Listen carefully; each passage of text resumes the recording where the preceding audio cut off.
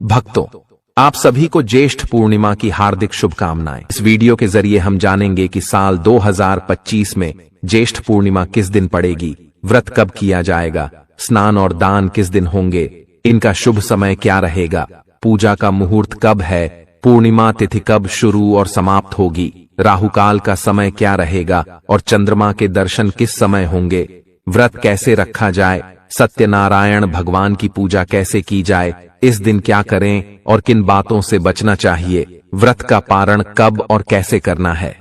इन सभी सवालों के जवाब इस वीडियो में आपको मिलेंगे। लेकिन वीडियो शुरू करने से पहले आपसे निवेदन है कि अगर आपको वीडियो थोड़ा भी अच्छा लगे तो कृपया एक बार लाइक जरूर करें, क्योंकि आपका एक लाइक हमारे लिए बहुत मायने रखता है। और भगवान सत्यनारायण की कृपा पाने के लिए कमेंट बॉक्स में लिखें जय सत्यनारायण भगवान या जय श्री हरि। तो अब बात करते हैं ज्येष्ठ पूर्णिमा की। हिंदू धर्म में इस दिन को बहुत ही पवित्र माना गया है। यह दिन मां लक्ष्मी और भगवान विष्णु को समर्पित होता है। मान्यता है कि इस दिन पूजा और व्रत करने से इच्छाएं पूरी होती हैं। इस दिन पवित्र नदियों में स्नान करना और जरूरतमंदों को दान देना बहुत ही पुण्यकारी माना गया है। ज्येष्ठ पूर्णिमा को चंद्रमा की पूजा करने से कुंडली में मौजूद चंद्रदोष कम होते हैं। अगर कुंडली में चंद्रमा की स्थिति ठीक नहीं है या उसकी दशा चल रही हो तो इस व्रत से उसके प्रभाव में भी कमी आती है। श्रद्धा और सामर्थ्य अनुसार इस दिन अन्न, कपड़े और धन का दान करना बहुत शुभ माना जाता है। ज्येष्ठ पूर्णिमा के दिन भगवान सत्यनारायण की कथा सुनना भी बहुत फलदायी होता है और इससे घर में सुख शांति बनी रहती है। इसे वट पूर्णिमा भी कहा जाता है। इस दिन महिलाएं वट सावित्री व्रत करती हैं और अपने पति की लंबी उम्र और अच्छे स्वास्थ्य की कामना करते हुए निर्जला व्रत रखती है तथा वट यानी बरगद के पेड़ की पूजा करती है। अब जानते हैं कि साल 2025 में ज्येष्ठ पूर्णिमा कब पड़ेगी, व्रत किस दिन करना है, स्नान और दान कब करना है और पूजा का शुभ समय क्या होगा, राहुकाल कब से कब तक रहेगा। इन सब की जानकारी भी आपको मिलती है। तो आपको बता दें कि इस वर्ष ज्येष्ठ माह की पूर्णिमा तिथि की शुरुआत 10 जून 2025 को सुबह 11:35 पर होगी और यह तिथि समाप्त होगी 11 जून 2025 को दोपहर 1:13 पर।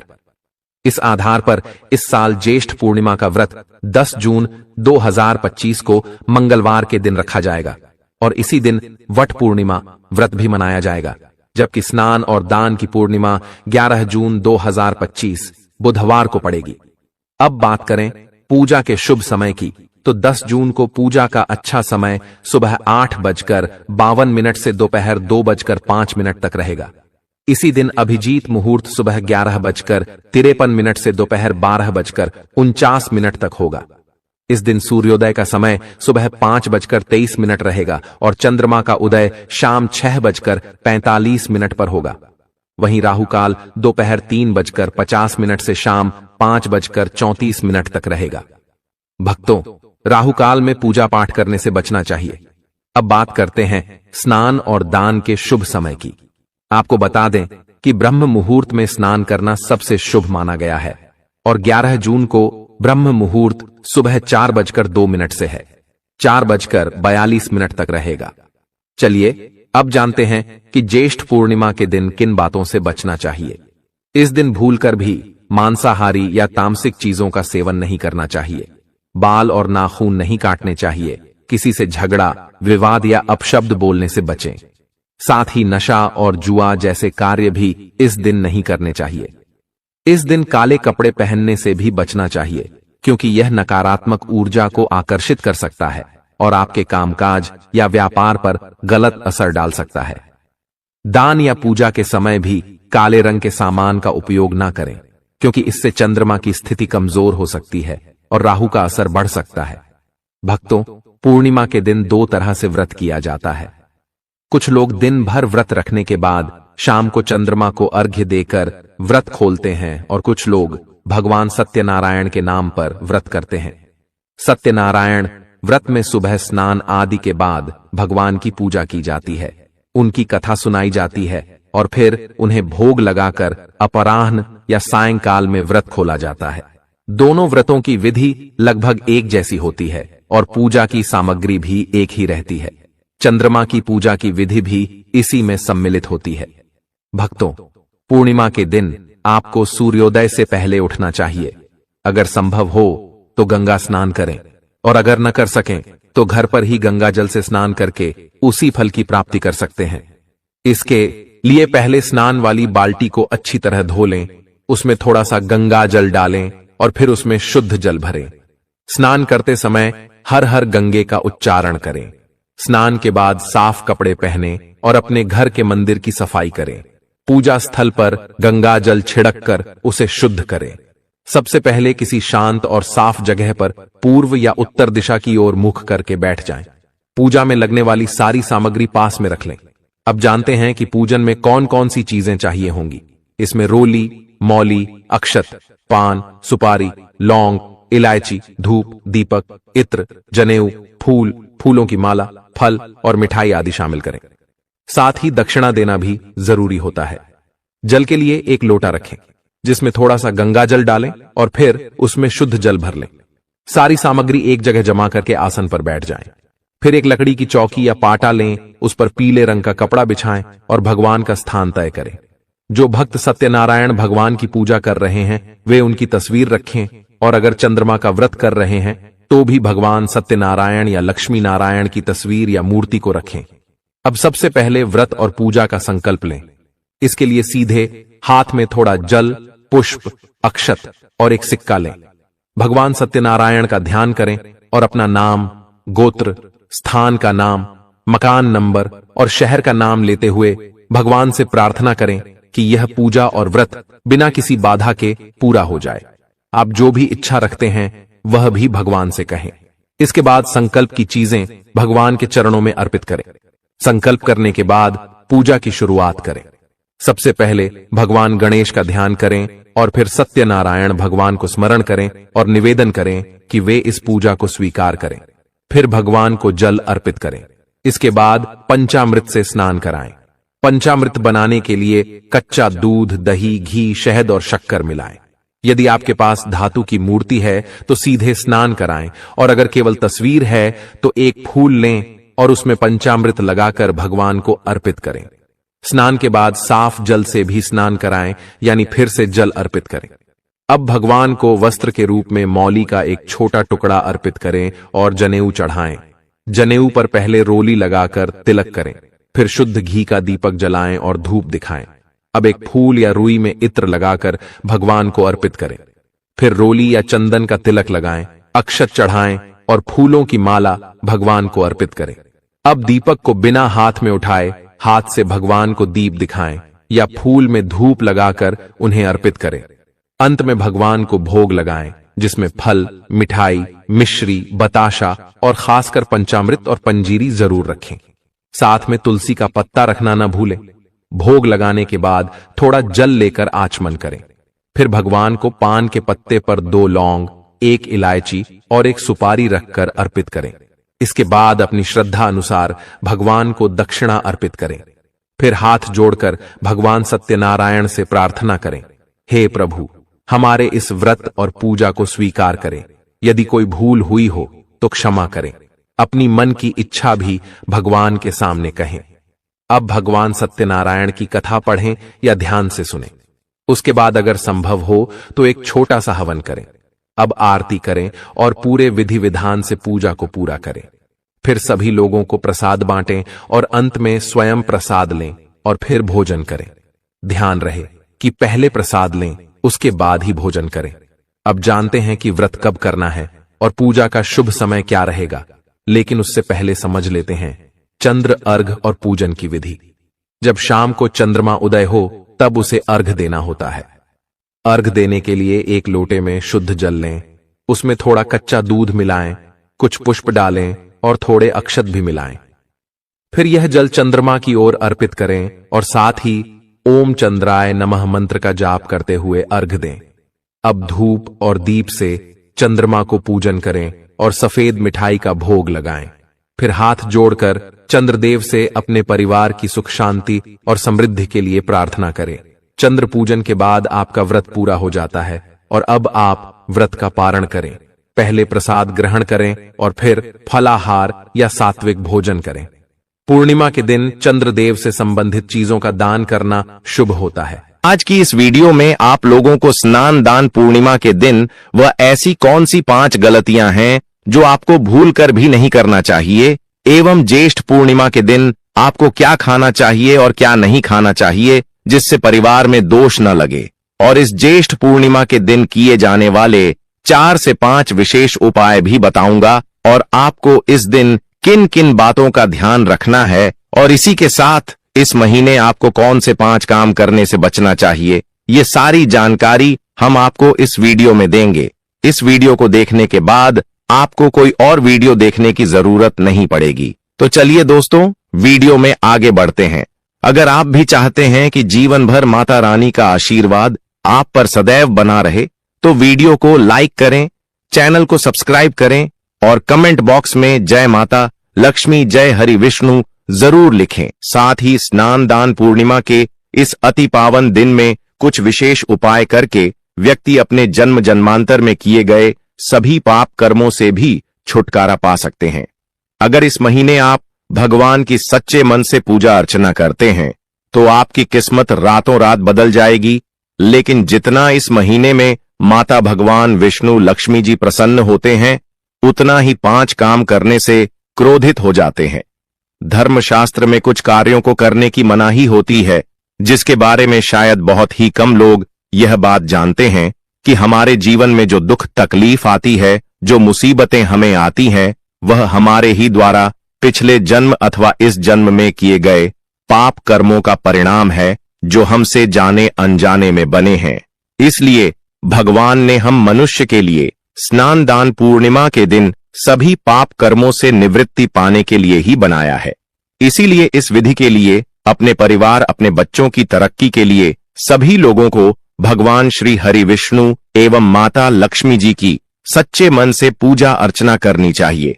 लेकिन शास्त्रों में यह भी बताया गया है, अगर कोई भी मनुष्य स्नान दान पूर्णिमा के दिन इन 5 कामों में से किसी भी एक काम को गलती से भी कर देता है, तो पूरे जीवन उसके द्वारा किए गए सभी पुण्य समाप्त हो जाते हैं, जिससे जीवन में धन का नाश होने की संभावना हमेशा रहती है।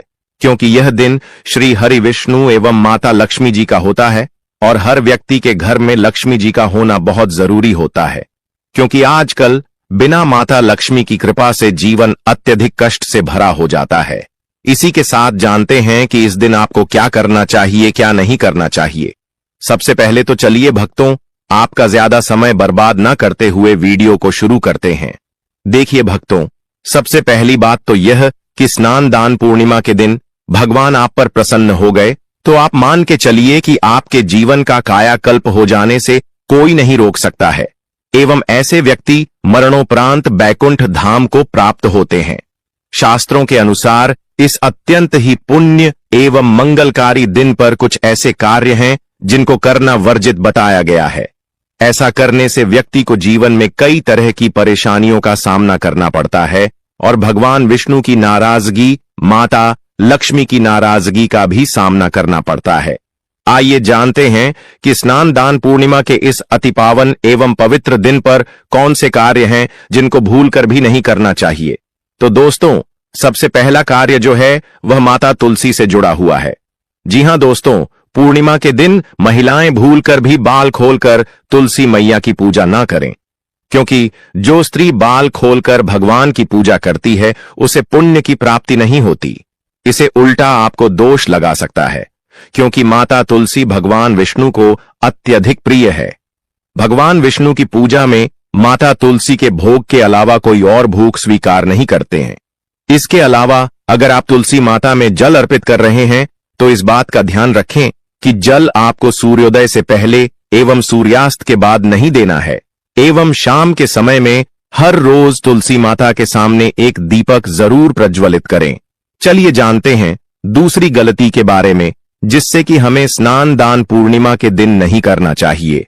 हमारे धर्मशास्त्र में स्पष्ट लिखा हुआ है कि स्नान दान पूर्णिमा का दिन स्वयं भगवान श्री हरि विष्णु माता लक्ष्मी जी का होता है। ऐसे में यदि कोई भी व्यक्ति गलती से भी ज्येष्ठ पूर्णिमा के इस दिन मांस मदिरा का प्रयोग करता है तो व्यक्ति 7 जनों तक वंशहीन हो जाता है और ऐसे लोग आकस्मिक दुर्घटना के शिकार भी हो सकते हैं। इसीलिए ज्येष्ठ पूर्णिमा के दिन महिलाएं एवं पुरुष घर में तामसिक चीजों का प्रयोग न करें और न ही अपने घर के किसी भी सदस्य को करने दें। इस बार स्नान दान पूर्णिमा तिथि रोहिणी नक्षत्र में बुधवार के दिन पड़ रही है, जिस वजह से यदि आप इस दिन किसी भी व्यक्ति को दूध या दूध से निर्मित किसी भी चीज का दान करते हैं तो आपसे माता लक्ष्मी रुष्ट हो सकती है। साथ ही इस दिन लोहा या लोहे से निर्मित वस्तु भी किसी को नहीं देना चाहिए। दोस्तों, अगला तामसिक चीज का दान आपको इस दिन भूलकर भी नहीं करना चाहिए। इससे आपकी कुंडली में माता लक्ष्मी और शुक्र ग्रह का भाव कमजोर हो जाता है। आइए जानते हैं अगली गलती के बारे में। दोस्तों को भूलकर भी एक दूसरे से लड़ाई नहीं करनी चाहिए। माना जाता है कि इस मतभेद से बड़ी परेशानी पैदा हो जाती है। ज्येष्ठ पूर्णिमा के दिन ऐसा कोई भी काम न करें जिससे दांपत्य जीवन में परेशानी आ जाए। इस दिन दंपति को आपसी तालमेल एवं प्रेम से रहना चाहिए, लेकिन किसी भी परिस्थिति में ज्येष्ठ पूर्णिमा तिथि को पति पत्नी को एक दूसरे के करीब नहीं आना चाहिए, क्योंकि इस दिन बनाए गए संबंध से उत्पन्न संतान अस्वस्थ पैदा हो सकती है। इसलिए इस दिन दोनों लोग ब्रह्मचर्य का पालन करें। किसी के साथ दोस्तों, आपको इस पूर्णिमा के दिन काले रंग की वस्तुओं का दान करने से भी बचना चाहिए। महिला या पुरुष किसी को भी नाखून एवं बाल कटवाने एवं बाल धोने से बचना चाहिए।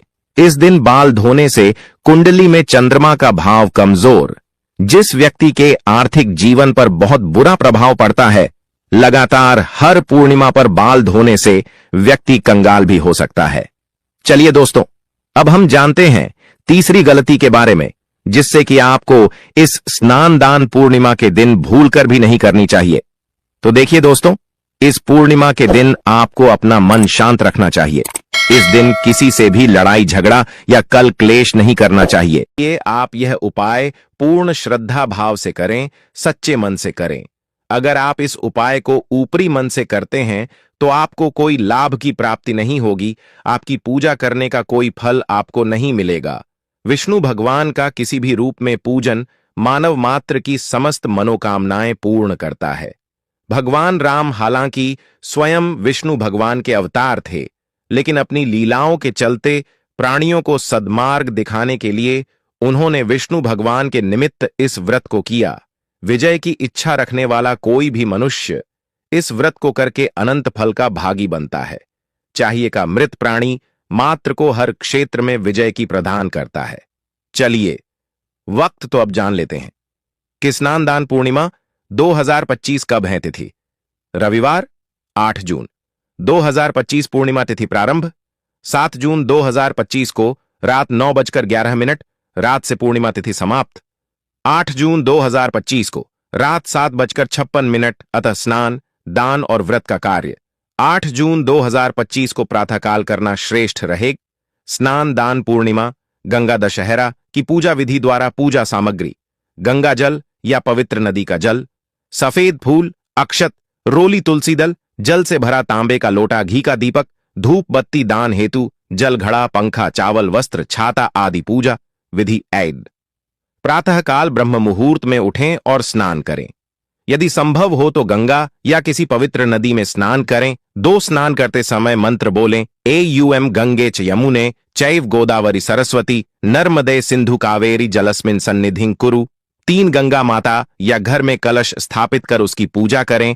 4 दीप धूप नैवेद्य से पूजन करें और एयूएम गंगायै नमः मंत्र का जाप करें। भगवान विष्णु और शिव जी का पूजन भी करें। 6 पितरों के लिए तर्पण करें। दिन में दान करें, विशेषकर जल से भरा घड़ा, पंखा, वस्त्र, छाता, खड़ाऊं, सत्तू, चावल, गुण। शुभ मुहूर्त एवं अभिजीत मुहूर्त स्नान का श्रेष्ठ समय गंगा दशहरा हेतु 8 जून 2025 को सूर्योदय से पूर्व से लेकर दोपहर 12 बजे तक सर्वोत्तम समय है। दान का श्रेष्ठ समय स्नान के तुरंत बाद सूर्योदय से लेकर दिन में 1 बजे तक दान करना। श्रेष्ठ अभिजीत मुहूर्त 8 जून 2025 रविवार। अभिजीत मुहूर्त दोपहर 11:53 से 12:47 दोपहर तक।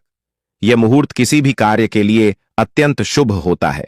इस दिन व्रती को क्रोध, झूठ, हिंसा, निंदा, तामसिक भोजन और अधिक बोलने से बचना चाहिए। ब्राह्मण या जरूरतमंद को जल से भरे मिट्टी के घड़े का दान विशेष पुण्य देता है। जिनका पितृ आर्ण हो वे इस दिन पिंड दान या तर्पण जरूर करें। फल की प्राप्त इस दिन गंगा स्नान एवं दान करने से सभी प्रकार के पापों का नाश होता है और व्यक्ति को मोक्ष की प्राप्ति होती है। यह दिन पितरों को तृप्त करने के लिए भी अत्यंत श्रेष्ठ माना गया।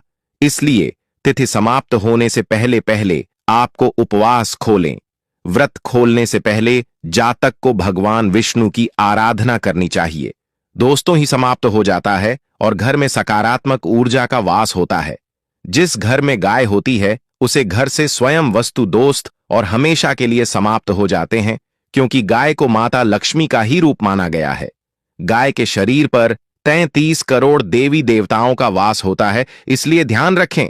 गाय को कभी भी घर में नारायण बन सकती है और घर में दर्द देवता का वास हो सकता है। इसलिए कोशिश करें कि रोजाना ताजी रोटी बनाकर गाय को खिलाएं। अगर रोटी किसी कारणवश जाए तो उसे अगले दिन न दें, क्योंकि यह बासी मानी जाती है। गाय को हमेशा ताजा और साफ खाना ही दे। इसके अलावा अगर घर में कोई फल या सब्जी सड़ जाए तो उसे गाय को देने से बच्चे घर की समृद्धि में कमी हो सकती है। गाय को खुश रखने के लिए आप आटे की 11 लोहियां बनाकर उनके ऊपर हल्दी लगा सकते हैं।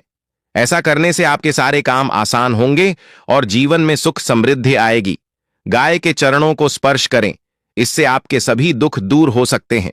अगर संभव हो तो गाय की 7 बार परिक्रमा भी करें, या आपके जीवन में सफलता और खुशियों का संचार करेगा।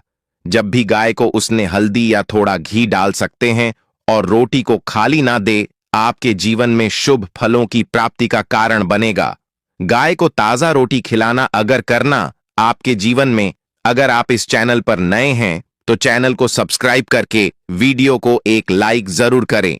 साथ ही आप अपनी राशि को कमेंट बॉक्स में जरूर डाल दें, क्योंकि हम राशि से जुड़ा भाग्य भी बताते हैं और भाग्य में चल रही परेशानियों को तत्काल दूर करने के लिए आसान से आसान उपाय भी बताते हैं। इसी प्रकार से अगर आपने हमारे द्वारा बताए हुए नियमों का पालन कर लिया तो करनी ही मंत्र से सिद्ध हो जाएंगे और आपको लाभ की प्राप्ति होगी। जानकारी थोड़ी सी भी अच्छी लगी हो तो वीडियो को लाइक करें। चैनल पर नए तो चैनल को सब्सक्राइब जरूर ही कर लें, ताकि इसी प्रकार की और भी ज्ञानवर्धक जानकारी हम आपको सीधे नोटिफिकेशन के माध्यम से इस चैनल पर प्राप्त कर सकें। वीडियो के अंत तक बने रहने के लिए आप सभी का धन्यवाद। मिलते हैं नेक्स्ट वीडियो में, तब तक के लिए नमस्कार।